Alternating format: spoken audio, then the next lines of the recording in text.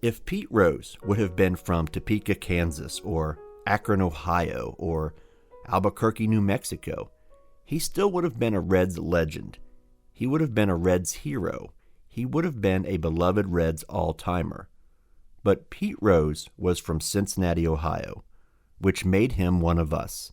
And when one of us becomes great, we carry him to the throne.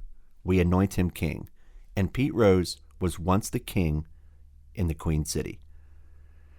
You see, I fall into that Generation X category of being too young to remember Pete in his prime, but old enough to have seen him come back to reclaim his throne in the mid-1980s and grind out 1,000 more hits to become the greatest hitter of all time, all while wearing the uniform of my team.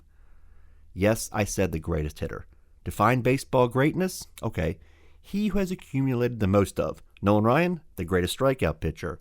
Rickey Henderson, the greatest base stealer. Pete Rose, the greatest hitter. And what makes it remarkable is that he had no business being the greatest of anything. His swing wasn't great. His mechanics weren't great. It didn't look great, but the results, they were great. I'd watch him play in person or on TV, and I'd read the books and the magazines and the newspaper articles, and I collected every baseball card back when collecting every baseball card was possible.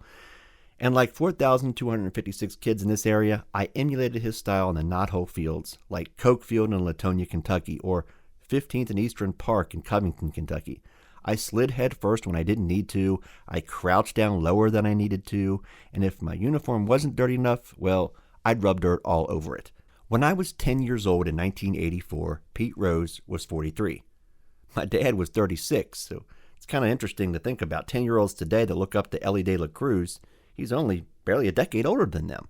But I never thought about Pete's age and how he had no business smacking out hits off that riverfront turf until it was time to put the Mizuno bats away and lead the team as just a manager.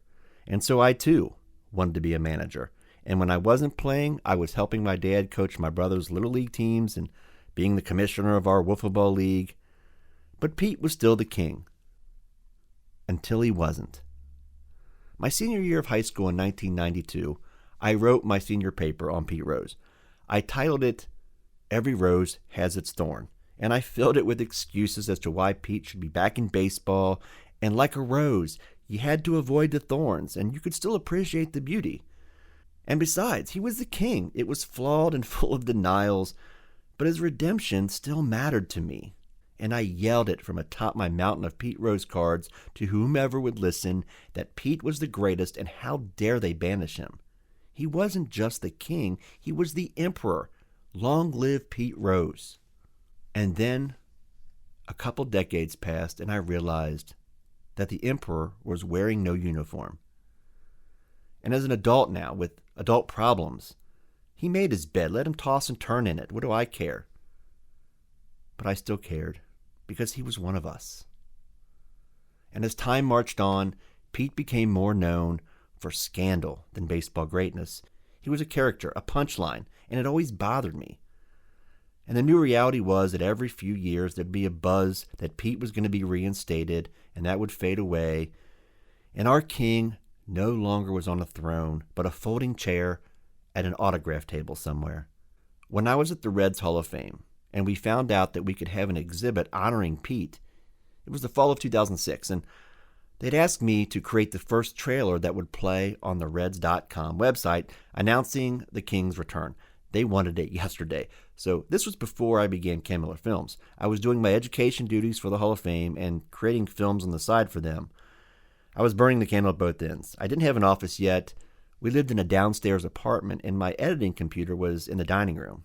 So the kids were watching TV in the room just to the left of me. And I think it was Cartoon Network or something, and during whatever show it was, I could hear a timpani blaring from the TV.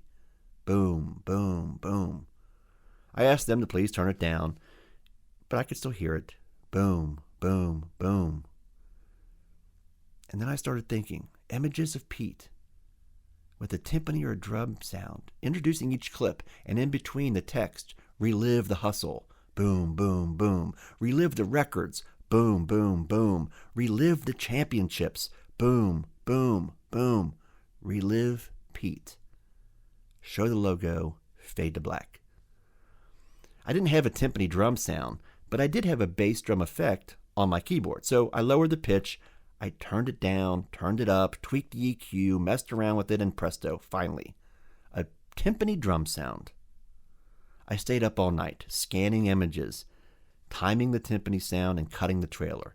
I burned it to a DVD. I raced to work at 7 a.m. We ran it over to the Reds offices, and we waited for them to post it, which, of course, back then took hours. We kept clicking refresh to see if it had come up yet, and just before lunch, it went live. I called my parents. It was official. Pete was back. I was so proud to be a part of that moment, and it got me thinking again. Pete Rose is the king. He will always be the king.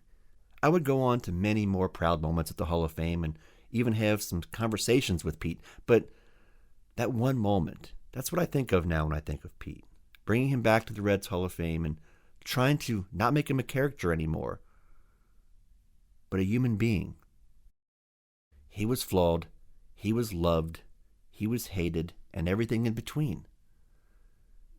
Just like us. Goodbye, Pete. We'll forever miss you.